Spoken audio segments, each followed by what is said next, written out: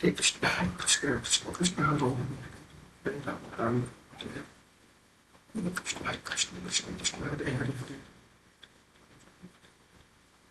Hare Krishna, Hare Krishna, Krishna Krishna, Hare Krishna, Hare Krishna, Krishna Krishna,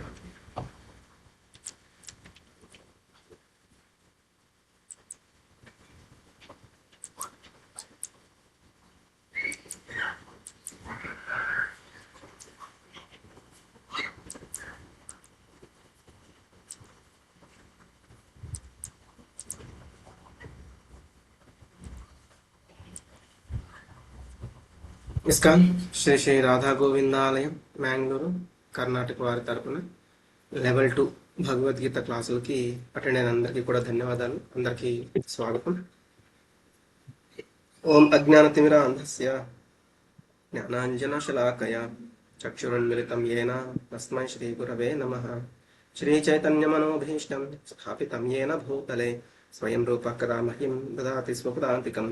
వందేహం శ్రీగురో శ్రీయుతపదకమలం శ్రీగురుం వైష్ణవాంశ్చ శ్రీరూపం సాగరజాతం సహగణ రఘునాథాన్వితం తం సజీవం సాద్వైతం సావధూతం పరిజనసహితం కృష్ణచైతన్యదేవం శ్రీరాధాకృష్ణపాదాన్ సహగణలలితా శ్రీవిశాఖాన్వితాంశ్చ. నమ ఓం విష్ణుపాదాయ కృష్ణప్రేష్ఠాయ భూతలే శ్రీమతే భక్తివేదాంత స్వామితి నామ్నే నమస్తే శేషశూన్యవాది పాశ్చాత్య అప్పుడు రసాలు పెట్టవేంటి. నమ ఓం విష్ణుపాదాయ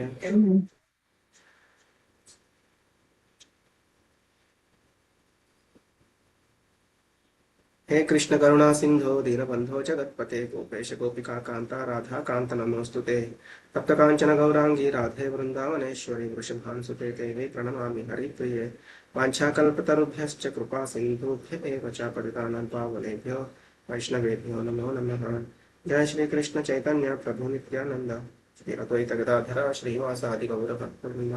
हरे कृष्ण कृष्ण कृष्ण हरे हरे हरे राम राम राम हरे हरे हरे कृष्ण कृष्ण कृष्ण हरे हरे हरे राम राम राम हरे हरे.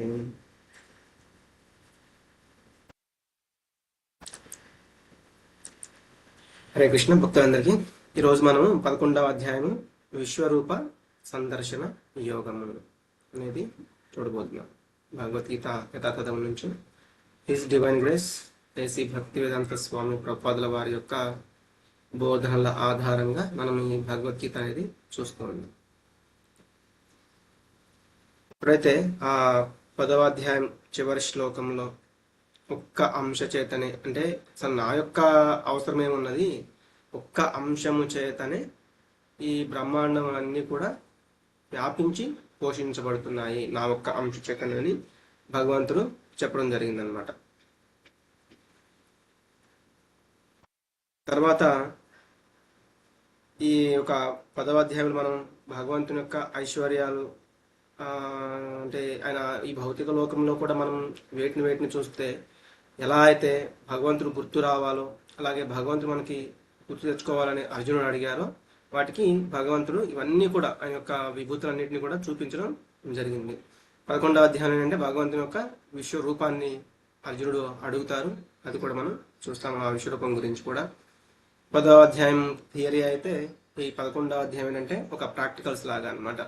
కాబట్టి ఆల్రెడీ ఇప్పటి వరకు మనకు చెప్తూనే ఉన్నారు 9వ అధ్యాయంలో 10వ అధ్యాయంలో ఆయన యొక్క ఆయన ఎవరు ఏంటి అనేది చెప్తూ వచ్చారనమాట. మయాధ్యక్షేణ ప్రకృతి సూయతే సచరాచరం, అంటే నా యొక్క అధ్యక్షతనే ఈ యొక్క భౌతిక లోకాలన్నీ కూడా అవి వాటి యొక్క కర్తవ్యం చేస్తూ ఉన్నాయని కూడా విన్నామన్నమాట. అలాగే ఆయన విభూతులు చెప్పారు 10వ అధ్యాయంలో. ఇప్పుడు వాటిని చూపించబోయే సమయం అనేది వచ్చిందన్నమాట. ఇప్పుడు ఆ 10వ అధ్యాయంలో చెప్పిన తర్వాత ఒక్క అంశ చేతన వ్యాపించి మొత్తం పోషిస్తున్నాను, నా అవసరం కూడా, అంటే నేను ప్రత్యేకంగా రావాల్సిన అవసరం లేదు, నా ఒక అంశ చేతనే ఇదంతా జరుగుతూ ఉందని చెప్పిన తర్వాత అర్జునుడు మళ్ళీ ఇక్కడ అడుగుతున్నారు.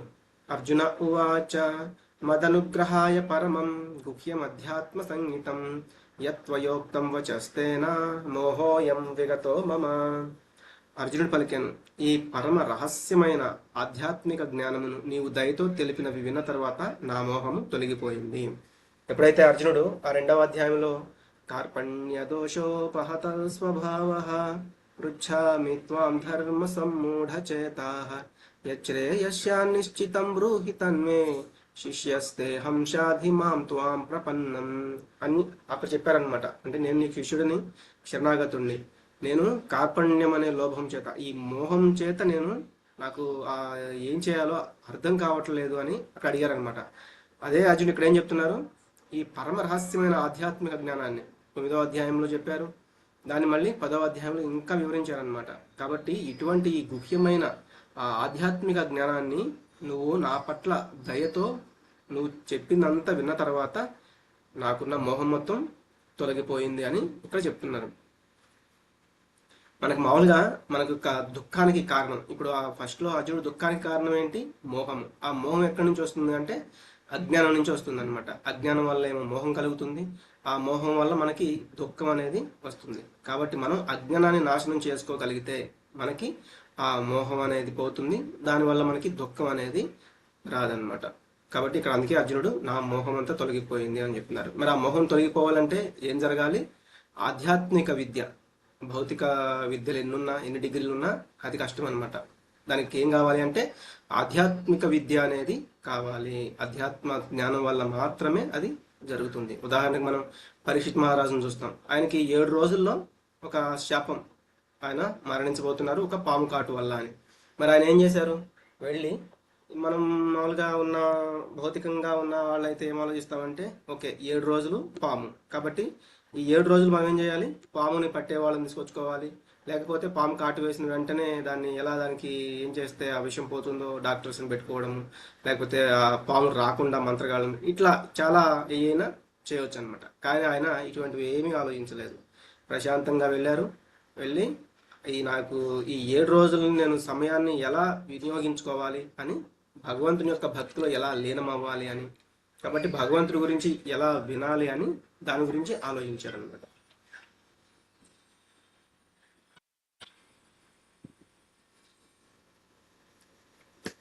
హరే కృష్ణ.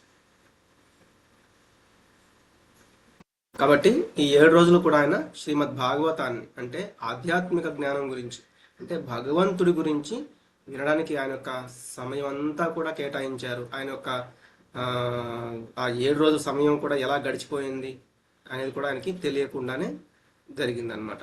కాబట్టి అలా నిజమైన ఆ రహస్యాన్ని, భగవంతుని యొక్క ఆధ్యాత్మిక జ్ఞానాన్ని మనం తెలుసుకోవాలి. ఇక్కడ అది భగవంతుడు అర్జునుడికి ఇచ్చారు. భవాప్యయౌ హి భూతానాం శ్రుతౌ విస్తరశో మయా త్వత్తః కమలపత్రాక్ష మాహాత్మ్యమపి చావ్యయం. ఓ కమలనేత్రుడా, సర్వజీవుల జనన మరణాలను గురించి వివరముగా నీ నుండి విన్నాను. నిత్య శాశ్వతమైన నీ మహిమలను అనుభూతము చేసుకున్నాను. మనకి శ్రీమద్ ఇక్కడ ఓ కమలనేత్రుడా అని చెప్తున్నారు. అంటే ఆయన యొక్క ఆ కళ్ళు ఎలా ఉన్నాయి అంటే, కమలాలు కనుక వికసిస్తే ఎంత చక్కగా చాలా అందంగా ఉంటే అలా ఉన్నాయి అన్నమాట భగవంతుని యొక్క కళ్ళు. అందుకే మనకి శ్రీమద్ భాగవతంలో కుంతీదేవి అంటారు, నమ పంకజనాభాయ నమ పంకజమాలినే నమ పంకజనేత్రాయ నమస్తే పంకజాంగ్రయే అని. అంటే ఆయన యొక్క పాదాలు పద్మాల్లాగా ఉన్నాయి అన్నమాట, అట్లా చెప్తూ ఉంటారు. అలాగే ఆయన యొక్క పంకజ నేత్రాయ అంటే ఆయన యొక్క నేత్రాలు కూడా ఒక పంకజం లాగా, అట్లా అంటే ఆయన యొక్క కళ్ళ గురించి అక్కడ కూడా కుంతీదేవి వివరిస్తారు. కాబట్టి ఓ ప్రభు, నీ యొక్క ఆ పాద పద్మాలు అంతా, మనం భగవంతుని యొక్క పాద పద్మాలు అంటాం. అందుకే భగవంతుని యొక్క పద్మాల అంటే జస్ట్ ఆ కాళ్ళను కూడా పద్మాలతో పోలుస్తూ ఉంటాం అన్నమాట. అలాగే ఇక్కడ అర్జునుడు ఓ కమలనేత్రుడా అంటున్నారు. ఆయన యొక్క కళ్ళు ఎందుకు అంటే, మనం జస్ట్ కొంచెం ఇమాజిన్ చేస్తే ఈ అధ్యాయం కూడా విశ్వరూపం గురించి. కాబట్టి ఆ యొక్క కమలనేత్రుడు అంటే మనం రూపాన్ని కూడా చక్కగా నేత్రాలతో దర్శించవచ్చు. ఆయన కళ్ళు కూడా అంత అందంగా ఉంటాయి. అలాగే ఇక్కడ ఇంకేం చెప్తున్నారు, సర్వజీవుల జనన మరణాలను గురించి వివరంగా అని చెప్పారు కదా. అన్నీ కూడా నా నుంచే పుడుతున్నాయి, మళ్ళీ వాటికి లయం చేసేది కూడా నా యొక్క అవతారాలే. ఇట్లా చెప్పింది విన్నారు కదా. కాబట్టి నిత్య శాశ్వతమైన అంటే ఎల్లప్పుడూ కూడా భగవంతుని ఆ మహిమలు అనేవి శాశ్వతమైనవి అనమాట. అవి తాత్కాలికమైనవి కాదు. వాటన్నిటిని కూడా నేను అనుభూతం చేసుకున్నానని కూడా చెప్తున్నారు. ఏవమేతత్ యథా తత్వం ఆత్మానం పరమేశ్వర ద్రష్టుమిచ్ఛామి తే రూపం ఐశ్వరం పురుషోత్తమ. ఓ పురుషోత్తమ, ఓ పరమేశ్వర, నేను ఇక్కడ నా ముందు నీ అసలు రూపం చూసినప్పటికీ నీవు ఇంకా ఈ విశ్వమునందు ఎలా ప్రవేశించావో చూడాలని కోరుకుంటున్నాను. నేను నీ యొక్క ఆ రూపాన్ని చూడాలనుకుంటున్నాను. అంటే ఆ విభూతులు చెప్పారు కదా, చాలా చాలా వివరించారనమాట. అవన్నీ నువ్వు ఎలాగా ఉన్నావో నేను తెలుసుకోవాలనుకుంటున్నాను అని చెప్తున్నారు. అంటే మనకి ఆధ్యాత్మికమైన కోరిక అనేది ఉండొచ్చు. ఇప్పుడు ఇక్కడ అర్జునుడిది కూడా ఏంటి, ఆధ్యాత్మికమైన కోరిక అనమాట. అంటే భగవంతుడి గురించి కోరుకుంటున్నారు తప్ప ఆయనకి ఏమీ భౌతిక విషయాల పట్ల కోరిక ఏమీ లేదు. కాబట్టి ఆధ్యాత్మికమైన కోరిక అనేది ఉండొచ్చు, భౌతికమైన కోరిక అనేది ఉండకూడదు అనమాట. అలాగే మనం కూడా భగవంతుని కోరుకోవచ్చు, రిక్వెస్ట్ చేసుకోవచ్చు. ఇక్కడ అందుకే ఇక్కడ ఏమడుగుతున్నారు ఆయన, నీ యొక్క రూపాన్ని చూడాలనుకుంటున్నాను, కోరుకుంటున్నాను అన్నారు తప్ప నాకు చూపించేసేయి అని చెప్పట్లేదన్నమాట. మన్యసే యది తచ్చక్యం మయా ద్రష్టుమితి ప్రభో యోగేశ్వర తతో మే త్వం దర్శయాత్మానమవ్యయం. ఓ ప్రభు యోగేశ్వర, నీ జగత్ రూపమును దర్శించగలిగే సమర్థత నాకు ఉంది అని నీవు అనుకుంటే దయచేసి అపరిమితమైన ఆ విశ్వరూపమును నాకు చూపించుము. ఈ యొక్క 2 శ్లోకాల గురించి మనం కొంత చూద్దాము. ఎలాగంటే ఆయన భగవంతుణ్ణి రిక్వెస్ట్ చేస్తున్నారు. ఇంకొకటి ఏంటి, అర్హత. అది గనక ఉంటే నాకు మీ యొక్క విశ్వరూపాన్ని సందర్శింపజేయండి, నాకు దర్శింపజేయండి అంటున్నారు. ఆయన డిమాండ్ చేయట్లేదు అనమాట. ఎందుకు అంటే అర్హత అనేది ఉందో లేదో అది తెలిస్తేనే కదా. కాబట్టి నాకు అర్హత ఉంటే మీరు చూపించండి అని. అంతేగాని మనం కూడా భగవంతుడికి ఆదేశాలు ఇవ్వలేము. కానీ చాలామంది ఏమంటూ ఉంటారు, డిమాండ్ చేస్తూ ఉంటారు ఆదేశాలు. కొంతమంది అయితే భగవంతుడికి ఒక నిమిషం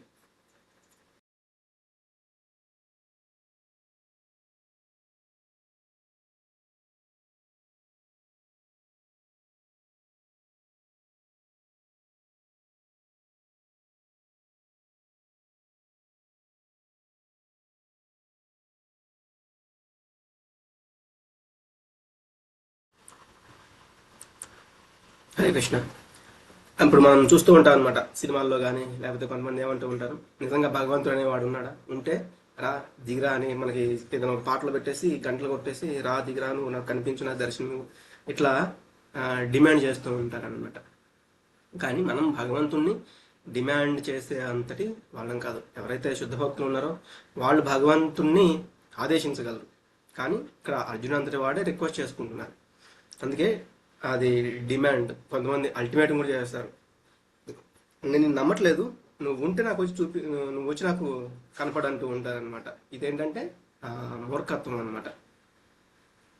ఒకవేళ నువ్వు కనుక నాకు దర్శనం ఇవ్వలేదనుకో, నేను నమ్మను నిన్ను, నువ్వంటే నాకు విశ్వాసం లేదు, నేను నీ మీద విశ్వాసం ఉంచను, ఇట్లా అంటూ ఉంటారనమాట. భగవంతుడు ఎవరు, సర్వస్వతంత్రుడు, సర్వశక్తిమంతుడు. కాబట్టి మన కోరికలు తీర్చేయాలి. వెంటనే వచ్చేసి నాకున్న ప్రాబ్లమ్స్, నాకున్న దుఃఖాలు అన్నీ తీర్చేసేయాలనుకుంటాం అనమాట. అందుకే చాలా చాలా వ్రతాలు చేసేయడం, చాలా చాలా పూజలు చేసేయడం, గుళ్ళకి వెళ్ళేసి నువ్వు నాకు ఇప్పుడు దర్శనం ఇవ్వు ఇట్లా అంటూ ఉండడం. ఇదంతా మనం కొన్ని టీవీల్లో చూస్తాం. లేకపోతే కొంతమంది ఏంటంటే ఇదే థింకింగ్లో ఉంటూ ఉంటారనమాట.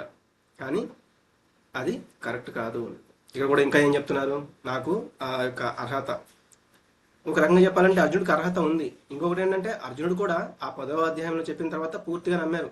కానీ ఇక్కడ ఆయనకి విశ్వరూపం చూడాలన్న ఆ కోరిక కూడా లేదు. కానీ అదంతా ఎందుకు అంటే రాబోయే తరాల వారి కోసం. అదేంటి, అర్జునుడికి కోరిక ఉందేమో కదా, అర్జునుడే అడుగుతున్నారు కదా అని మనకు అనిపించవచ్చు. కానీ ఇక్కడ ఏంటంటే అర్జునుడు రాబోయే తరాల్లో కూడా చాలామంది మేమే దేవుళ్ళం, మేమే భగవంతులం అని చెప్పేసుకుంటూ ఉంటారు. మరి వాళ్ళకు ఒక పరీక్ష అనేది ఉండాలి కదా, దానికోసం ఇక్కడ అడుగుతున్నారు. అలాగే కొంతమంది నాస్తికులు ఉంటూ ఉంటారు, కృష్ణుడు దేవుడే కాదు, లేకపోతే కృష్ణుడు భగవంతుడు ఎలా అవుతాడు, ఏదో కొన్ని అద్వితీయమైన కార్యాలు చేసి ఉండొచ్చు, దానికి ఏదో మ్యాజిక్స్, దానికి ఏదో సిద్ధులు పొంది ఉండొచ్చు అని. కానీ అర్జునుడు ఇక్కడ అటువంటి వాళ్ళకు కూడా ఒక సమాధానంగా భగవంతుడు కనుక విశ్వరూపం చూపిస్తే వాళ్ళ యొక్క నోర్లు మూతపడతాయి కాబట్టి అలా కూడా అడుగుతున్నారనమాట. కాబట్టి ఎవరైనా ఫ్యూచర్లో నేనే భగవంతుడిని అంటే ఒకసారి మరి విశ్వరూపాన్ని చూపిస్తే మాకు నమ్మకం కలుగుతుందని మనం కూడా అడగొచ్చు అనమాట. కానీ భక్తులు అనే వాళ్ళు కూడా ఈ యొక్క విశ్వరూపాన్ని త్వరగా కోరుకోరు, ఎందుకంటే అది చాలా భయంకరంగా ఉంటుంది. అలాగే చాలా మంది అంటూ ఉంటారు, మనం కూడా భగవంతులు అయిపోవచ్చు, నేను భగవంతుని నువ్వు భగవంతుడే అని. కానీ ఆ విశ్వరూపం మరి విశ్వరూపాన్ని చూపించగలిగే అంత మహాత్మ్యం వాళ్ళకి ఉందా అంటే అది ఎవరికి ఉండదు. చాలా మంది మేమే భగవంతులు, ఆల్రెడీ మా శిష్యుడికి ఒక విశ్వరూపాన్ని చూపించేసామని చెప్తూ ఉంటారు అనమాట. వాళ్ళే చిన్న ఒక డ్రామా లాగా చేసేస్తూ ఉంటారు అనమాట. అది కూడా కరెక్ట్ కాదు. కాబట్టి అర్జునుడు కూడా ఏంటి, మనందరికీ కోసం, అలాగే కొంతమంది వాళ్ళ యొక్క ట్రాప్లో పడకుండా ఇట్లా మనల్ని రక్షించడానికి మనందరి తరపున అది భగవంతుని అడిగారనమాట. అలాగే ఒకసారి ప్రభుపాదుల వారిని ఒకళ్ళు వచ్చి అడిగారంట, ప్రభుజీ నన్ను కూడా భగవంతుడిగా చేయగలరా అని. అప్పుడు ప్రభుపాదుల వారు అన్నారంట, ఓకే, నిన్ను భగవంతుని కాదు భగవంతుడి కంటే గొప్పవాడిని చేస్తాను అని. అవునా, ఎలా మరి భగవంతుడి కంటే గొప్పవాడిని నన్ను ఎలా చేస్తారు అని ఆయన అడిగారంట. నువ్వు ఒక గొప్ప శుద్ధ భక్తుడు అయిపోయావనుకో, అప్పుడు నువ్వు భగవంతుడి కంటే గొప్పవాడివే. ఎలా అంటే ఆయన భక్త పరాధీన, అంటే ఆయన భక్తులకి వశమైపోతూ ఉంటారు, భక్తులే చెప్తే అది చేస్తూ ఉంటారు. కాబట్టి అప్పుడు నువ్వు మరి శుద్ధ భక్తుడు అయిపోయావంటే నువ్వు భగవంతుడి కంటే, అంటే భగవంతుడినే నువ్వు ఏం చెప్తే అది చేస్తున్నట్లే కదా. కాబట్టి అలా అవమని చెప్తారనమాట. ఎందుకు అంటే మనం చూస్తాం ఇప్పుడు ఎలా అయితే యశోదాదేవి తన యొక్క పిల్లవాడు అంటే తన యొక్క పుత్రుడు భగవంతుడు ఆమెకి తెలియదు అనమాట. ఏం చేస్తుంది, వెనకాలే పడుతూ ఆ కర్ర ఒకటి తీసుకుని కొట్టడానికి కూడా వెళ్తూ ఉంటుంది అనమాట. అంటే భగవంతుడిని కూడా దండించడానికి అర్హత సంపాదించింది అనమాట ఆవిడ అట్లా. కాబట్టి అదంతా కూడా మనకి ఉన్న అర్హతను బట్టి, అలాగే మనము శుద్ధ భక్తులమైతే ఇదంతా కూడా భగవంతుడు మన ఆధీనంలో ఉంటారు. మనం ఏం చెప్తే అది చేస్తూ ఉంటారు. మనం 9వ అధ్యాయంలో కూడా చూసాం కదా, నమే భక్త ప్రణశ్యతి అంటే భక్తులు, ఓ అర్జున నువ్వు క్షిప్రం భవతి ధర్మాత్మ శశ్వచ్ఛాంతి నిగచ్చతి కౌంతేయ ప్రతిజానిహి నమే భక్త ప్రణశ్యతి. నువ్వు లోకానికి చాటి చెప్పు అని చెప్తున్నారు అనమాట. నా భక్తుడు ఎన్నడూ కూడా చెడిపోడు, ఎందుకంటే నా భక్తుడు చెప్పి నేను చేస్తాను. అంటే నా భక్తుడు అనేవాడు ఎప్పుడు కూడా చెడిపోయే పనులు ఏమీ చేయడు అనమాట అని లోకానికే చాటి చెప్పమంటున్నారు. అర్జునుడు అడిగిన ఈ యొక్క అంటే ఇటువంటివి మనం ఇంకా ఒక ఎగ్జాంపుల్ అనేది చూడవచ్చు. సపోజ్ ఇప్పుడు మరి మనకి ఇప్పుడు అర్జునుడికి అర్హత ఉందా లేదా అంటే మనకి భౌతికంగా కూడా మనము సపోజ్ ఒక ప్రైమ్ మినిస్టర్ ఉన్నారనుకుందాం. మరి ప్రైమ్ మినిస్టర్ మనం అనుకుంటాం ప్రైమ్ మినిస్టర్ని కలవాలి అని, కానీ మనం ప్రైమ్ మినిస్టర్ని కలవాలి అంటే కూడా మన అర్హత ఉండాలి. లేదా ప్రైమ్ మినిస్టర్ మన ఇంటికి రావాలంటే కూడా ఒక అర్హత అనేది ఉండాలన్నమాట. ఒక స్టేట్కి సీఎం అయ్యారనుకోండి, అప్పుడు అపాయింట్మెంట్ ఉంటే ఆయన అక్కడికి వచ్చి కలుస్తారు, వాళ్ళ ఇంటికి కూడా వస్తారు. కానీ నేను సామాన్య మానవుడిని, మరి ఆయన నా దగ్గరికి రావడం లేదు, నాకు కనిపించట్లేదు అంటే ఆయన లేనట్టు కాదనమాట. ఆయన ఉన్నారు, నాకు అర్హత లేదు, అది తెలుసుకోవాలి. అట్లా తెలుసుకోకుండా అసలు నా ఇంటికి రావట్లేదు, నాతో మాట్లాడట్లేదు, ఇదంతా ఇట్లా భౌతికంగా ఆలోచించాము అంటే అది మూర్ఖత్వం అనమాట. ప్రైమ్ మినిస్టర్ మన ఇంటికి ఎందుకు రావట్లేదు అంటే మనకి అంత అర్హత లేదు అని తెలుసుకోవాలి. అందుకే చైతన్య మహాప్రభు చెప్తారనమాట, ఆశ్లిష్యవా పాదరతాంపి నష్టువా అదర్శనాన్ మర్మహతాం కరోతు వా యథా తథా వా వితథాతు లంపటో మత్ప్రాణనాతస్తు స ఏవ నా పరః. అంటే ఏం చెప్తున్నారంటే శిక్షాష్టకంలో లాస్ట్ శ్లోకం అనమాట ఇది. అక్కడ ఏం చెప్తారంటే, ఓ కృష్ణ, నువ్వు నాకు దర్శనం ఇచ్చినా దర్శనం ఇవ్వకపోయినా, ఒకవేళ నా పట్ల నువ్వు కొంత మోటుగా అంటే కొంత కఠినంగా వ్యవహరించినా కూడా, అంటే నేనైతే దర్శనం అడుగుతున్నాను, నువ్వు నాకు దర్శనం ఇచ్చినా దర్శనం ఇవ్వకపోయినా కూడా నువ్వే నాకు భగవానుడివి, నువ్వే నాకు నాథుడివి అని ఆయన చాలా వేడుకుంటారనమాట. అది చెప్తున్నారు. అలాగే మనం కూడా ఏంటంటే భగవంతుని యొక్క దర్శనం కోరుకునే కంటే కూడా భగవంతుడు, ఇది శిలా ప్రభుపాదుల వారి యొక్క గురువు గారు అనమాట, భక్తి సిద్ధాంత సరస్వతి ఠాకూర్ల వారు చెప్తారు, ఆ, మనము భగవంతుడి యొక్క దర్శనాన్ని కోరుకునే కంటే కూడా భగవంతుడు మనల్ని దర్శించాలని కోరుకోవాలంట. ఎలా జరుగుతుంది అది చెప్పండి? భగవంతుడు మనల్ని ఎప్పుడు చూస్తారు? ఆయన భక్తుడుగా ఉన్నప్పుడు చూస్తాడు ప్రభు. భక్తుడిగా ఉండడం అంటే ఇంకా భక్తులకి భక్తుడుగా. భక్తులకి భక్తుడిగా. భక్తులకి భక్తుడిగా ఉంటూ ఏం చేయాలి? ఆయనకి సేవ చేయాలి. మన ఆచార్యులకు సేవ చేయటం చేయాలి. హరిబోల్ హరిబోల్ హరిబోల్ మాట్లాడు. మనం ఏంటంటే మనము ఆ భక్తులకు సేవ చేయగలగాలి, భగవంతుడికి సేవ చేయగలగాలి. కాబట్టి మనం భగవంతుని యొక్క సేవ అంటే భక్తులకు సేవ చేయడం. అలాగే ఎవరికి ఒక వైష్ణవులు ఏంటంటే పరదుఃఖ దుఃఖి, అంటే మనం ఎవరిని ఇబ్బంది పెట్టకూడదు, ఎవరిని హింసించకూడదు. అలా అని మనం ఇతరుల పట్ల చాలా దయాభావాన్ని కూడా కలిగి ఉండాలన్నమాట. అది భగవంతుడికి ఇష్టం. మనం 12వ అధ్యాయంలో చూస్తాం దాన్ని కూడా. కాబట్టి భగవంతుడు మనం చూడాలి అంటే మనం భగవంతుని యొక్క సేవలో, భగవంతుని యొక్క భక్తుల యొక్క, అందుకే దాస దాస దాస దాసాను దాస అని చెప్తారనమాట. భగవంతుడికి దాసులు ఎవరు ఉన్నారో మనం వాళ్ళకి సేవ చేయగలిగితే అది మనం గొప్ప భక్తులు అయిపోయినట్లే. కాబట్టి అప్పుడు భగవంతుడే మనల్ని చూస్తారంట.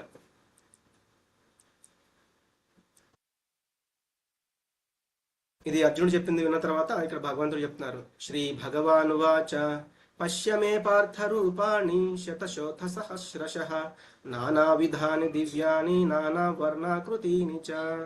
శ్రీ భగవానుడు పలికెను, ఓ అర్జున, వందల వేల కొలదిగా గల నానా రకాల అద్భుతమైన పలు రంగులతో కూడిన ఆకృతులు, పరిమాణములు నా యొక్క విభూతులను ఇప్పుడు చూడుము. అంటే భగవంతుడు అని అన్నారు కదా, నాకు అర్హత ఉంటే అని. అంటే ఇక్కడ చెప్తున్నారు నీకు అర్హత ఉంది కాబట్టి నా యొక్క పలు అద్భుతమైన అన్ని కూడా చూపించడానికి రెడీ అయ్యారన్నమాట. మాతాజీ మీ వాయిస్ రాలేదు ప్రభుజీ. ఎక్కడి నుంచి రాలేదు మాతాజీ? శ్లోకం వినపడిందా? ఆ శ్లోకం చదివిన తర్వాత ఈయన రాలేదు ప్రభుజీ. ఒక్క నిమిషం. వస్తుంది ప్రభు. వస్తుంది ప్రభుజీ. హరే కృష్ణ ప్రభుజీ. ఓకే ఓకే, పర్లేదు. అయితే మాతాజీ మీకు నెట్వర్క్ ఇష్యూ ఉన్నట్టుంది, కొంచెం చూడండి. ఒకవేళ నెట్వర్క్ ఇష్యూ ఉంటే చెప్పండి. ఓకే ప్రభు. ఓకే, ఇక్కడ ఏం చెప్తాను, మనం కూడా ఏంటంటే మన ఇంటికి ఎవరైనా ఒక గెస్ట్ వస్తున్నారు అనుకోండి, అప్పుడు మనకి అంటే ఇల్లంతా ఎలా ఉంది, ఒక కొంచెం చిందరవందరగా అట్లా ఉందనుకోండి, మనం కూడా ఏం చెప్తాము, ముందే వాళ్ళకి ఇంటిమేషన్ ఇవ్వచ్చు అనమాట. కొంచెం సారీ అండి, ఇంట్లో కొంచెం క్లీన్ చేసుకోవడానికి కొంచెం టైం సరిపోలేదు, లేదా టైం లేదు, కొంచెం ఇల్లంతా ఒక చిందరవందరగా ఉంది అని చెప్పామనుకోండి, వాళ్ళు కూడా సరే సరే పర్లేదు అర్థం చేసుకుంటారు.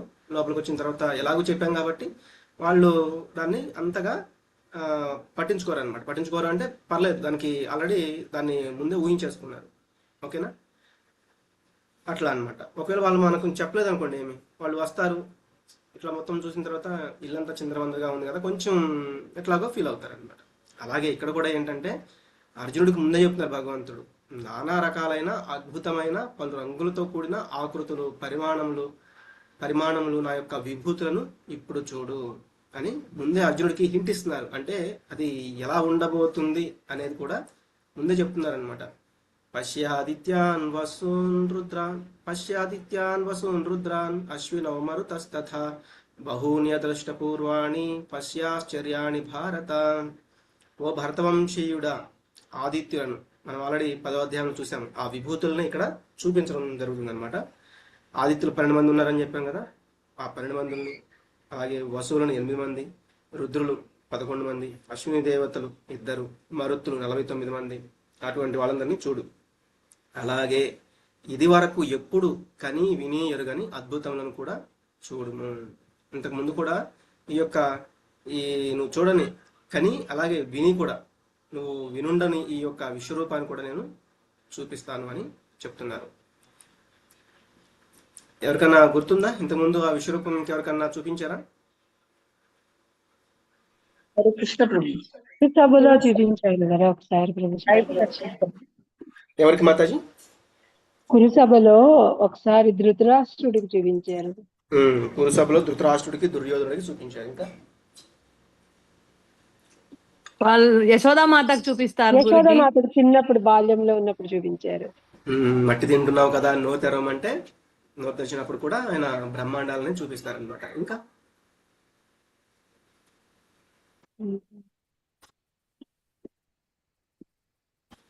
ఓకే, వామనుడికి చూపిస్తారు కదా, అంటే శరీరాన్ని పెద్దగా చేసుకుని పెద్దగా అవుతారు, కానీ అక్కడ ఎక్కడా కూడా ఏంటంటే ఈ యొక్క ఇంత విపరీతమైన అంటే ఇంత గొప్ప ఆ, విశ్వరూపాన్ని చూపించారు అనమాట. వాళ్ళకి పాక్షికమైన విశ్వరూపాన్ని చూపించారు, కానీ ఇక్కడ మాత్రం పూర్తి విశ్వరూపాన్ని చూపిస్తానని చెప్తున్నారు.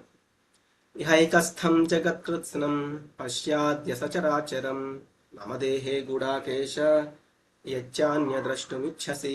ఓ గుడాకేశ, నీవు చూడాలనుకున్నది నా ఈ శరీరంలో తక్షణమే చూడు.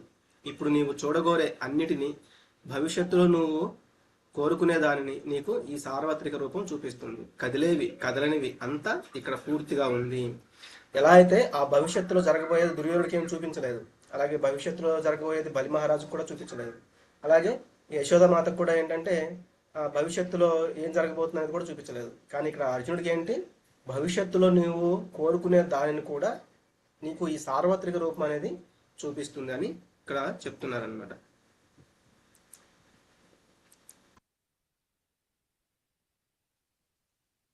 ఓకే, మనకి కొంత ట్రై చేశారు విశ్వరూపాన్ని కొంచెం మనకి ఎక్స్ప్లెయిన్ చేయడానికి. ఇట్లా ఇంత అంటే 360 డిగ్రీస్ ఎలా ఉంటుంది, మనకి ఎటు చూసినా కూడా ఇక్కడ సపోజ్ మనకి ఇక్కడ కింద చూడండి, ఈ కార్నర్ రైట్ సైడ్ కార్నర్లో ఇక్కడ అర్జునుడు ఉన్నారనుకుంటే ఎటు చూసినా కూడా కృష్ణుడికి మొత్తం కనిపిస్తూ ఉన్నారు.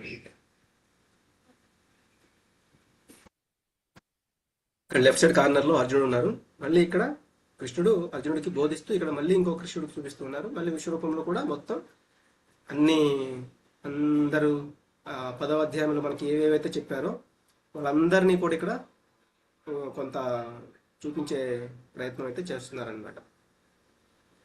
అంటే భగవంతుడు చూపించారు, ఈ ఫోటో ఏదైతే ఎవరైతే క్రియేట్ చేశారో వాళ్ళు చూపించడానికి ప్రయత్నం చేస్తున్నారనమాట. నతు మాం శక్యసే ద్రష్టుం అనేనైవ స్వచక్షుషా దివ్యం దదామి తే చక్షుః పశ్య మే యోగమైశ్వరం. కానీ నా యొక్క విశ్వరూపమును నీ ప్రాకృతిక కళ్ళతో చూడలేవు, కాబట్టి నీకు దివ్య దృష్టిని ప్రసాదిస్తున్నాను. నా యొక్క మహాద్భుత వైభవమును దర్శించుము. కాబట్టి ఇప్పుడు నీకు ఏదైతే ఒక భౌతికమైన కళ్ళు అంటే నీది భౌతిక దేహం, కాబట్టి ఆ భౌతికమైన కళ్ళు ఏవైతే ఉన్నాయో వాటితో నువ్వు ఈ యొక్క విశ్వరూపాన్ని చూడలేవు. అందుకే నేను నీకు ఆ దివ్య దృష్టిని ప్రసాదిస్తాను. ఎందుకు అంటే మనం సపోజ్ ఏదైనా ఒక 3D మూవీ ఉందనుకోండి, ఆ 3D మూవీని మనం నార్మల్తో చూడాలి అంటే ఆ 3D గ్లాసెస్ లేకుండా చూడాలి అంటే అంతా ఎలా మసకగా లేకపోతే సరిగా బ్లర్ అయిపోయినట్లు కనిపిస్తుంది, క్లియర్గా ఉండదన్నమాట. కాబట్టి దానికి మనం ఆ 3D మూవీ ఏదైతే ఉందో దాన్ని చూడాలి, 3D స్క్రీన్ అనేది చూడాలి అంటే మనకి 3D కళ్ళజోడు అనేది కావాలి. అలాగే మనం భగవంతుని యొక్క ఆ విశ్వరూపాన్ని చూడాలి అంటే అర్జునుడు కూడా ఇక్కడ చెప్తున్నారు, నీకు కూడా ఆ దివ్యమైన చక్షువులు అంటే భగవంతుని యొక్క ఆ విశ్వరూపాన్ని చూడగలిగే దివ్య చక్షువులు అనేది నీకు కావాలి అని చెప్తున్నారు.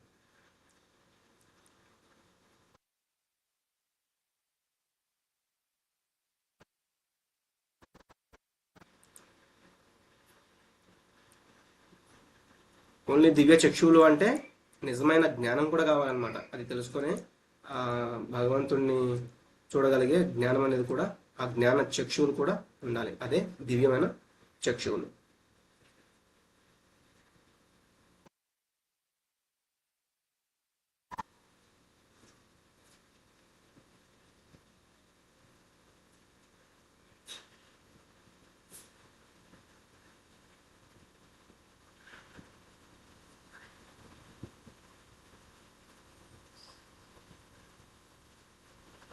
అందుకే ఇక్కడ ఏం చెప్తున్నారంటే మనం భాష్యంలో చూస్తే భక్తి భావనలో తనకు సంపూర్ణ శరణాగతుడై భక్తిత సేవలో నిలవనిదే ఎవరికి తనను వ్యక్తపరచుకొనవలసిన అవసరము శ్రీకృష్ణునికి లేదు. శ్రీకృష్ణ భగవానుడు ఏంటంటే ఎవరైతే భక్తి భావనలో ఉంటారో సంపూర్ణంగా శరణాగతులు అవుతారో వాళ్ళకి ఆయన వ్యక్తం అవుతూ ఉంటారు. అంటే ఓన్లీ విశ్వరూపం అని కాదు, ఆయన ఎలా వ్యక్తం అవ్వాలో అలా వ్యక్తం అవుతారనమాట.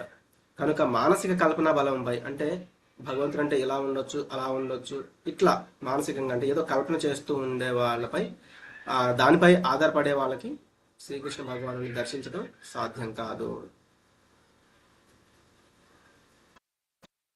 ఓ పృథా కుమార లక్షలాదిగా గల నానా విధాలు అంటే ఆయన ఆ యొక్క అవతారం ఎలా అంటే నానా విధాలు అనమాట. అంటే ఒక లక్షల కొలది విధంగా ఉంటుందన్నమాట. అది దివ్యమైనవి పలు రంగులు గా ఉన్న ఆ రూపాలు నా విభూతుల్ని ఇప్పుడు చూడు అని చెప్తున్నారు. అందుకే ఇక్కడ కూడా ఏం చెప్తున్నారు, భగవంతుడే ఆయనకి చక్షులు ఇస్తున్నారనమాట. అంటే ఆ దివ్యమైన చక్షులు. అందుకే విశ్వరూపం దర్శించుట సామాన్య మానవులకు సాధ్యము కాని విషయము. దాన్ని గాంచుటకు శ్రీకృష్ణుడే ఆ మనుజునకు శక్తిని ఇవ్వాలి. మళ్ళీ ఆయన చూడాలి అనే కోరికకి మళ్ళీ ఆ శక్తిని ఎవరు ఇవ్వాలంటే మళ్ళీ భగవంతుడే ఇవ్వాలన్నమాట.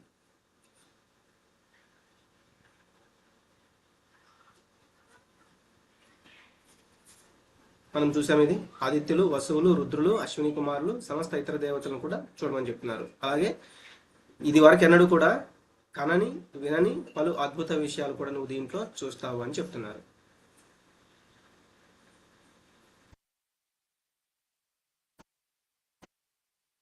అలాగే ఇక్కడ ఇంకేం చెప్తున్నారంటే ఒక్క చోటే నిలిచి ఎవ్వరును సమస్త విశ్వమును గాంచలేరు. ఎంతటి గొప్ప శాస్త్రజ్ఞుడైనను విశ్వమునందలి ఇతర భాగంలో ఏమి జరుగుతున్నదో గాంచలేడు. సపోజ్ ఇప్పుడు శాస్త్రవేత్తలు అంటే వీళ్ళు ఎన్ని శాటిలైట్స్ ఇవి ఎన్ని చేసినా కూడా మహా అయితే మన యొక్క లోకము లేకపోతే ఈ యొక్క లోకంలో ఉన్న అంటే ఈ బ్రహ్మాండంలో ఉన్న గ్రహాల వరకు. కానీ భగవంతుడు ఏం చెప్తున్నారు, అంటే అంత కోటి విశ్వాలకి నాదుడు అనమాట. మరి ఆ లోకాల్లో ఏం జరుగుతుందో వీళ్ళు తెలుసుకోలేరు, ఆ లోకాలను కూడా వీళ్ళు వెళ్ళలేరు అనమాట. కాబట్టి ఒక బ్రహ్మాండంలో ఉన్న విషయాల గురించి తెలుసుకోవడానికే మనకి జీవితాలు సరిపోవు. అలాంటిది వేల కోట్ల బ్రహ్మాండాలు అనేవి ఎప్పుడు కూడా అందులో లీలలు జరుగుతూనే ఉండేవి, అవి ఎవరు తెలుసుకోలేరు అనమాట. కాబట్టి అర్జునుడు వంటి భక్తుడు మాత్రం విశ్వంలో గల సర్వమును గాంచగలడు. అతడు భూత భవిష్యత్ వర్తమానంలో దేన్నైనా గాంచలకు కావలసిన శక్తిని శ్రీకృష్ణుడు వసగును. ఆ విధంగా కృష్ణుని కరుణ వలనే అర్జునుడు సమస్తము వీక్షింప సమర్థుడయ్యను. భగవంతుడే ఆ యొక్క శక్తిని అతనికి ఇచ్చాడనమాట. మొత్తం అంటే ఇప్పుడు జరుగుతున్నది జరగబోయేది కూడా అతనికి కనిపించేటట్లుగా చేశారు. నతుమాం శక్యసే ద్రష్టుం అనేనైవ స్వచక్షుషా దివ్యం దదామి తే చక్షుః పశ్యమే యోగమైశ్వరం. కానీ ప్రస్తుత నేత్రములతో నన్ను గాంచలేవు, కనుక నేను నీకు దివ్య నేత్రమును వసగుచున్నాను. నా యోగ వైభవమును వీక్షింపుము. స్వచక్షుష అంటే నీ యొక్క ఈ నేత్రముల చేత, అంటే మా భౌతిక నేత్రాలు ఏవైతే ఉన్నాయో వాటి చేత కుదరదు. నేను దివ్యమైన దదామి ఇస్తాను, కాబట్టి నీకు నేను దివ్యమైన చక్షు నేత్రాలని. అందుకే మనం ఓం అజ్ఞాన తిమిరాంధస్య జ్ఞానాంజన శలాకయ చక్షుర్ ఉన్మిళితం ఏన అని మనం కూడా గురుదేవుని ప్రార్థించిన తర్వాతే ఏమైనా చెప్పడానికి ప్రయత్నం చేస్తామన్నమాట. ఎందుకు అంటే నేనైతే మూర్ఖుణ్ణి, కానీ నాకు ఇప్పుడు నేను ఇదంతా నేను చెప్పగలగాలి, నా నోటి ద్వారా చెప్పాలి అంటే అది అంటే గురువుల ద్వారా మాత్రమే అది సాధ్యమవుతుంది. కాబట్టి నేను గురువుని వేడుకుని నేను ఏదైతే వాళ్ళ యొక్క ఇచ్చిన జ్ఞానం ఏదైతే ఉందో అది ఇక్కడ చెప్పడానికి ప్రయత్నం చేస్తూ ఉన్నాను అనమాట. కాబట్టి వాళ్ళు నా కళ్ళు తెరిపించగలిగే వాళ్ళు ఎవరు అంటే గురుదేవులు అనమాట. అలాగే ఇక్కడ కూడా భగవంతుడు ఆ చక్షువులు ఆ నేత్రములను ఇస్తున్నారు మళ్ళీ భగవంతుని యొక్క ఆ విశ్వరూపాన్ని చూడడానికి.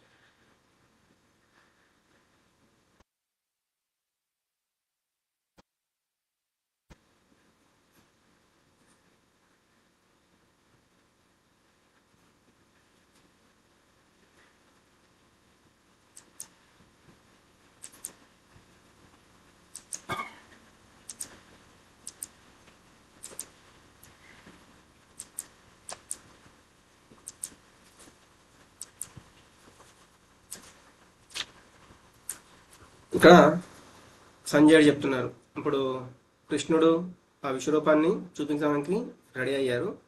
ఇక్కడ సంజయుడు చెప్తున్నారు, సంజయ ఉవాచ ఏవ ముక్త్వా తతో రాజన్ మహాయోగేశ్వరో హరిః దర్శయామాస పార్థాయ పరమం రూపమైశ్వరం. సంజయుడు ఎలా చెప్పగలుగుతున్నారు ఎవరికైనా గుర్తుందా? మనం 1వ అధ్యాయంలో చర్చించాం కదా.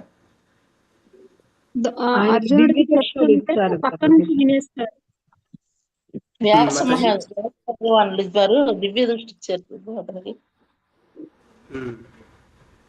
ఆఖరికి ధృతరాష్ట్రుడికి చక్షులు ఇస్తాను అని చెప్తారు, కానీ ఆయన నాకు వద్దు అంటారనమాట. ఎందుకంటే ఒకవేళ ఆయన యొక్క పుత్రులు అందులో చనిపోతే దాన్ని ఆయన చూసుకుని తట్టుకునే అంత లేదు, ఎందుకంటే ఆయన మొహంలో ఉండిపోయాడు. అందుకని ఆయనే చెప్తారు వ్యాసదేవుల వారికి, నేను చూడలేను, అలాగే నేను పుట్టినప్పటి నుంచి అందుంది కాబట్టి నాకు ఇప్పుడు ఆ కళ్ళు అనేది నేను కోరుకోదలుచుకోలేదు అని. కాబట్టి ఆ వ్యాసుల వారు ఏంటంటే ఆయన యొక్క శిష్యుడు ఆయన సంజయుడికి దివ్య చక్షులు అనేది ఇవ్వడం జరిగిందనమాట. కాబట్టి ఒక గురువన్నా ఇవ్వగలగాలి. అందుకే ఇందాక చెప్పాను కదా, మన యొక్క కళ్ళు తెరిపించాలి అంటే గురువు మనకి కావాలి. కాబట్టి అక్కడ కూడా సంజయుడికి వాళ్ళ యొక్క గురువు దివ్యమైన చక్షువులను ఇవ్వడం జరిగింది. ఇక్కడ కూడా అర్జునుడికి భగవంతుడే ఆ దివ్యమైన చక్షువులు ఇవ్వడం జరిగింది. అందుకే సంజయుడు ఇక్కడ చెప్తున్నారనమాట. ఇంకా సంజయుడే చెప్తున్నారు, అనేక వక్త్ర నయనం అనేక అద్భుత దర్శనం అనేక దివ్యాభరణం దివ్యానేకోద్యతాయుధం దివ్యమాల్యాంబరధరం దివ్యగంధానులేపనం సర్వాశ్చర్యమయం దేవం అనంతం విశ్వతో ముఖం. ఓకే, 9వ శ్లోకం అనువాదం మనం చూడలేదు, ఒక్క నిమిషం. ఓకే, 9, 10, 11 మనం 9, 10, 11 కూడా ఒకేసారి చూద్దాము. అర్జునుడు ఆ యొక్క విశ్వరూపంలో అనేక ముఖములు, నేత్రాలను మరియు అనేక అద్భుత దృశ్యాలను దర్శించాడు. అవి ఎన్నెన్నో దివ్యమైన ఆభరణములను మరియు అనేక రకాల దివ్య ఆయుధములను కలిగి ఉన్నాయి. ఆ స్వరూపము తన శరీరంపై అనేక మాలలను కలిగి ఉంది మరియు దివ్య సుగంధ పరిమళభూతమై గుబాలిస్తున్నది. మహాద్భుతమైన అనంతమైన ఈశ్వరునిగా సర్వత్రా తన ముఖములతో తను తాను వ్యక్తపరుచుకున్నాడు. ఎవరు? భగవంతుడు అనమాట. ఇదంతా ఎవరు చెప్తున్నారు? సంజయుడు ధృతరాష్ట్రుడికి చెప్తున్నారు అనమాట. అర్జునుడు ఆ యొక్క విశ్వరూపంలో ఏమేమి చూసినాడంటే చాలా చాలా ముఖాలు, ఒక్కొక్క ముఖంలో మళ్ళీ కళ్ళు, నేత్రాలు, అనేక అద్భుత దృశ్యాలు. అంటే ఎటు చూసినా కూడా చాలా వింత వింత అయిన ఆకారాలు, అద్భుతమైన దృశ్యాలని చూస్తూ ఉన్నాడు. మళ్ళీ ఒక్కొక్క శరీరంలో కూడా ఎన్నెన్నో దివ్యమైన ఆభరణాలు, మాలలు అనమాట, వైజయంతి మాల అని చెప్తారు. ఇట్లా ఇట్లా కొన్ని కొన్ని దివ్యమైన మాలలు కూడా ధరించి ఉన్నారు. అలాగే మళ్ళీ ఆయుధాలు ఉంటాయి కదా, ఇప్పుడు బలరాముడికి నాగలు ఉంటుంది. అట్లా ఒక్కొక్కరికి ఒక్కొక్క దగ్గర కొన్ని కొన్ని ఆయుధాలు అనమాట, వాళ్ళకున్న ఆయుధాలను వాళ్ళు పట్టుకుని ఉన్నారు. ఆ స్వరూపమేమో తన శరీరం పైన చాలా చాలా మాల కలిగి ఉంది. అవన్నీ కూడా ఎలా ఉంది, ఆ యొక్క ఆఖరికి ఆ సుగంధాన్ని కూడా అర్జునుడు ఆస్వాదిస్తున్నాడు అనమాట. ఆ మాలల నుంచి వచ్చే సుగంధం కూడా అర్జునుడికి తెలుస్తూ ఉందనమాట. అవి ఎలా ఉందంటే దివ్యమైన పరిమళ అనుభూతి కలుగుతూ ఉందనమాట. చాలా గుబాలిస్తూ ఉన్నాయి అనమాట.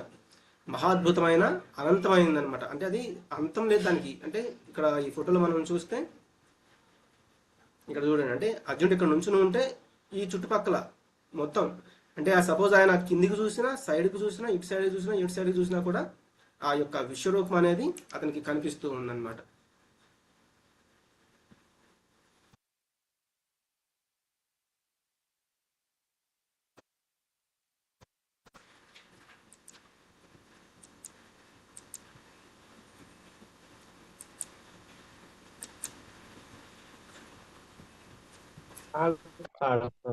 ఇందాక సంజయుడు ఏం చెప్పారంటే, ఓ రాజా, యోగేశ్వరుడైన శ్రీకృష్ణ భగవానుడు ఆ విధంగా పలికి తదుపరి తన విశ్వరూపమును అర్జునకు చూపించాడు.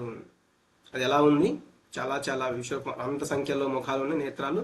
ఇదంతా మనం ఇప్పుడు ఇందాక స్క్రీన్లో కూడా చూసామన్నమాట. అర్జునుడు ఆ యొక్క చేతులు, అంటే ఇప్పుడు ఒక్కొక్క శరీరం ఉంటే ఒక్కొక్క దేహం, ఆ యొక్క అవతారం అంటే ఒక రూపం ఉంటే మళ్ళీ ఆ రూపానికి 4 చేతులు ఉండొచ్చు, 2 చేతులు ఉండొచ్చు, చాలా చాలా చేతులు కనపడుతూ ఉన్నాయి.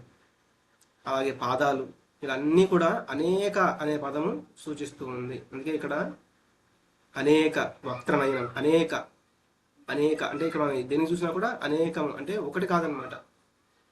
ఇట్లా చాలా వాటిని అక్కడ అర్జునుడు చూస్తూ ఉన్నారు. నెక్స్ట్, దివి సూర్య సహస్రస్య భవేద్యుగపదుత్థిత యది భాసదృశీ సా స్యాత్ భాసస్తస్య మహాత్మనః. లక్షలాది సూర్యులు, ఆ దివి అంటే ఆకాశంలో, సూర్య సహస్రస్య, సూర్య అంటే ఒకడు, సహస్రయ అంటే వేల మంది అనమాట. పలు వేలాది సూర్యులు అక్కడ కనిపిస్తూ ఉన్నారు ఆయనకి. భవేత్ అంటే ఉన్న చోటే ఉంటూ, యుగపత్ అంటే ఒకే సమయంలో, ఉత్తితాయది ఒకవేళ ఉదయించిన సూర్యులు ఉంటే గనక వాళ్ళ యొక్క కాంతి ఒకేసారి చాలా ఒక వేలాది సూర్యులు ఎలా అయితే ఉంటారో వాళ్ళ యొక్క కాంతి అంత గొప్పగా ఉందన్నమాట, అంత కాంతి అనేది వస్తూ ఉందన్నమాట అక్కడ. ఎలా భగవంతుని యొక్క తేజస్సు దాంతో సరిపోతుందేమో అన్నట్టు చెప్తున్నారు. లక్షలాది సూర్యులు ఒక్కమారు ఆకాశంలో ఉదయించినచో వాటి కాంతి విశ్వరూపమునందని పరమపురుషుని తేజస్సుని పోలగలదు. అది కూడా సరే, జస్ట్ ఒక పోలగలదు అంటే అంత ఉండొచ్చు అన్నట్లుగా. ఒక్క సూర్యుడైతేనే మనకి ఇంత వెలుగు వస్తుంది. అక్కడ వేలాది మంది సూర్యులు కనుక ఉంటే ఎంత కాంతి వస్తుందో అర్జునుడికి అంత కాంతి వస్తుంది అనమాట. కాబట్టి ఇంకొకటి ఇక్కడ ఏం చెప్తున్నారు, సంజయుడు కానీ ధృతరాష్ట్రుడు కానీ యుద్ధరంగంలో లేకున్నాను వ్యాస మహర్షి యొక్క అంటే ఒక గురుదేవుని యొక్క అనుగ్రహంచే సంజయుడు జరిగిందంతా యథాతథంగా చూడగలుగుతున్నాడు. అలాగే ధృతరాష్ట్రుడు వినగలుగుతున్నాడు అనమాట. కనుక అతడి పరిస్థితిని సాధ్యమైనంత వరకు అవగతమగినట్లు వేలాది సూర్యులు ఉదయించడం వంటి ఊహాత్మక భావనతో పోల్చున్నాడు. అంటే జస్ట్ ఒక వినడం లేదు, ఎవరు సంజయుడు చూస్తూ ఉన్నాడు అనమాట. యాజ్ ఇట్ ఈస్గా అక్కడ ఏదైతే జరుగుతూ ఉందో మొత్తం కూడా చూస్తూ ఉన్నాడు. కాబట్టి ఆయన విశ్వరూపాన్ని సందర్శించగలిగే ఆ యొక్క అద్భుత వరాన్ని కూడా పొందగలిగాడు సంజయుడు. తత్రైకస్థం జగత్కృత్స్నం ప్రవిభక్తమనే కథ అపశ్యద్దేవదేవస్య శరీరే పాండవస్తథా. ఆ సమయమున అర్జునుడు బహువేల సంఖ్యలో విభజింపబడి ఉన్నను ఒకే చోట నిలిచి ఉన్న విశ్వం యొక్క అనంత రూపములను శ్రీకృష్ణ భగవానుని విశ్వరూపంలో గాంచెను. అందుకే తత్ర అచ్చట అనమాట ఈ శ్లోకంలో. అందుకే తత్ర అనే పదం కూడా చాలా ముఖ్యమైనది. అక్కడే ఉన్నాడు ఉండటానికి, ఒకే చోట ఉండి జగత్ అంటే ఈ యొక్క విశ్వం మొత్తాన్ని కూడా సర్వాన్ని కూడా విభజించబడి ఉన్న ఎన్నెన్నో పలు విధాలుగా విభజించబడి ఉంది అది, కానీ మొత్తాన్ని కూడా ఒక్క చోటే చూడగలుగుతున్నాడు అర్జునుడు. అలాగే అక్కడ ఆ యుద్ధరంగంలో మిగతా వాళ్ళకి కనిపించట్లేదు ఆ యొక్క విశ్వరూపం అనేది, వాళ్ళకి ఆ అర్హత అనేది లేదనమాట.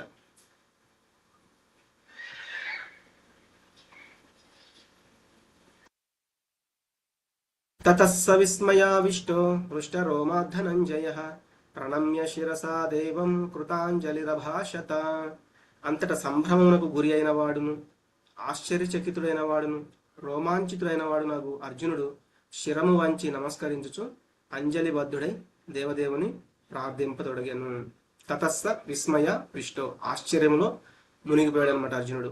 హృష్టరోమ ధనంజయ అంటే మనకి ఒకటవ అధ్యాయం చెప్పారు కదా, రోమాలు లెక్కపొడుచుకుంటున్నాయి అని. అక్కడ దుఃఖంతో బాధతో అనమాట. ఇక్కడ ఆనందం అధికమైపోయింది అనమాట. దానివల్ల ఈయన యొక్క రోమాలు కూడా నిక్కపొడుచుకుంటున్నాయి. ప్రణమ్య అంటే ఆయన నమస్కరిస్తున్నాడు, శిరస్సు వంచి మరి నమస్కరిస్తూ ఉన్నాడు. కృతాంజలి అంటే మనకి ఒక ఇది చూపిస్తారు కదా, కృతాంజలి అంటే ఈ రెండు చేతులని అంజలి ఘటించడం అనమాట.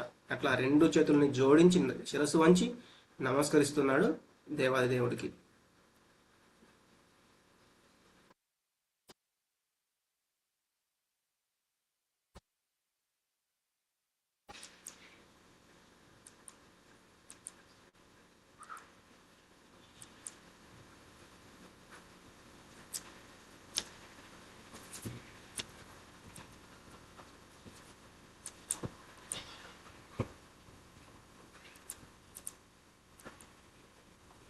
ఇట్లా మనకి ఒకేసారి కనుక చాలా మంది సూర్యులు వస్తే అంత వెలుగు భగవంతుని యొక్క దేహం నుంచే అంటే అక్కడ ఆ విశ్వరూపం నుంచే వస్తూ ఉందన్నమాట.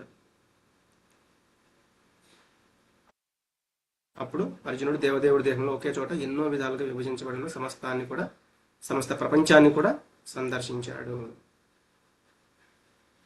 ఇట్లా అంటే ఆ యొక్క వెలుగు అనేది అంటే మనకి చాలా చూడడం కూడా చాలా కష్టమైపోతుంది అనమాట. అంత గొప్ప వెలుగు అనేది అక్కడ వస్తూ ఉంది. దివి సూర్య సహస్రస్య ఒకేసారి కొన్ని వేల మంది సూర్యులు కనుక ఉదయిస్తే ఎంత వెలుగు అనేది వస్తుందో అంత వెలుగు అనేది అక్కడ ఉంది. కాబట్టి ఇదంతా చూసిన తర్వాత ఆయన ఒక రోమాలు లెక్కపరుచుకుని ఇంకా ఆయన నమస్కారం చేస్తూ తల వంచుకున్నాడు. అలాగే చేతులు జోడించి భగవంతుణ్ణి ప్రార్థించడం మొదలుపెట్టారు. అర్జునుడు ఏం చెప్తారు అనేది మనము సోమవారం మండే రోజు నెక్స్ట్ దాంట్లో చూద్దాము. ఇక్కడితో మనం విరామం తీసుకుందాము. వాంఛాకల్పతరుభ్యశ్చ కృపా సింధుభ్య ఏవ చ పతితానాం పావనేభ్యో వైష్ణవేభ్యో నమో నమః. अनंत कोटि वैष्णव वृंद की जय। नवाचार्य श्री हरदास ठाकुर की जय। प्रसिद्ध पावन श्री प्रभुपाद की जय। हरे कृष्ण महामंत्र की जय। भगवत गीता भागवत ग्रंथाल की जय। अनंत कोटि भक्त वृंद की जय। हरे कृष्ण।